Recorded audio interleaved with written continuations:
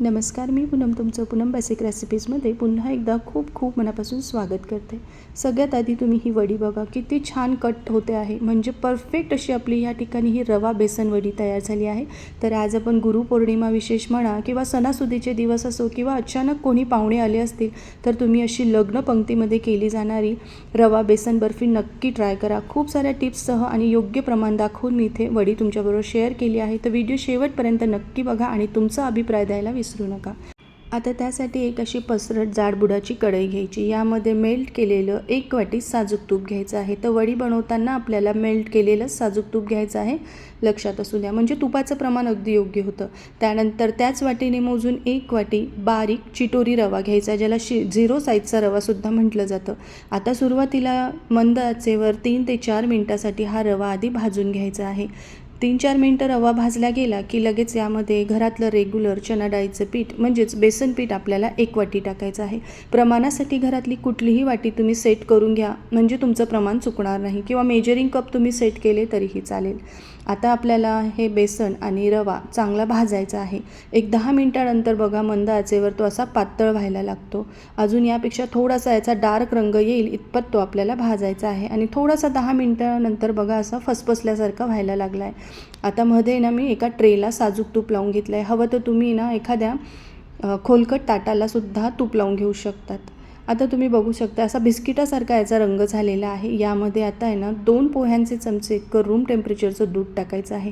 दूध टाकल्यानंतर हे मिश्रण असं फसफसून येतं. यातला पूर्ण असा फेस गेला की तितपत आपल्याला याला मिक्स करत राहायचं आहे. या पद्धतीने दूध टाकून घेतल्यामुळे ह्या वड्या अजिबात चिवट होत नाही. अगदी परफेक्ट खुसखुशीत वडी तयार होते.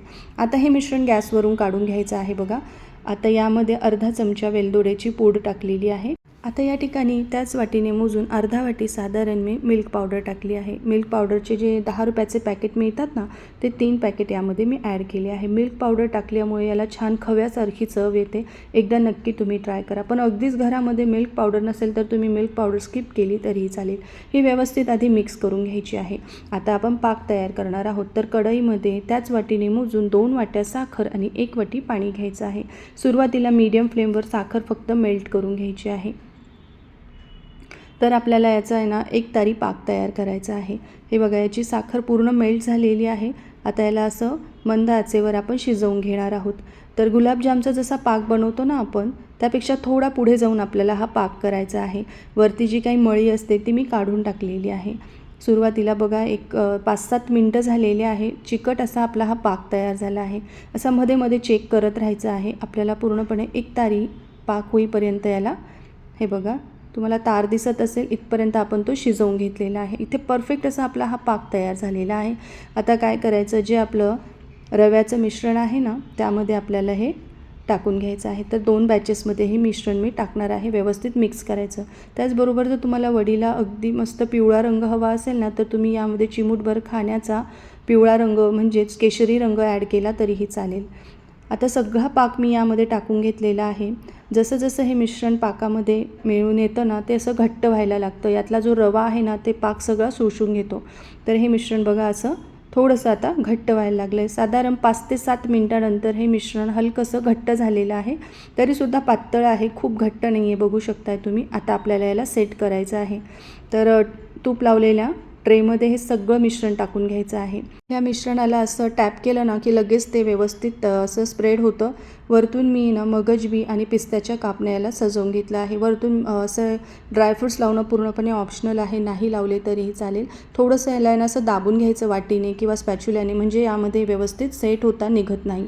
आता 3-1 तास झालेले आहे. त्यानंतर आता आपल्याला ही वडी कट करून घ्यायची आहे. हव्या त्या आकारामध्ये तुम्ही वड्या कट करून घेऊ शकतात.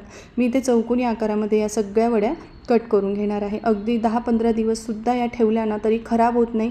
तुम्ही फ्रीजमध्ये जास्त दिवस या स्टोअर करून ठेवू शकता. तर तुम्हीसुद्धा या पद्धतीने रवा बेसनाची वडी नक्की ट्राय करा आणि कशी वाटली ते तर कमेंट कराच.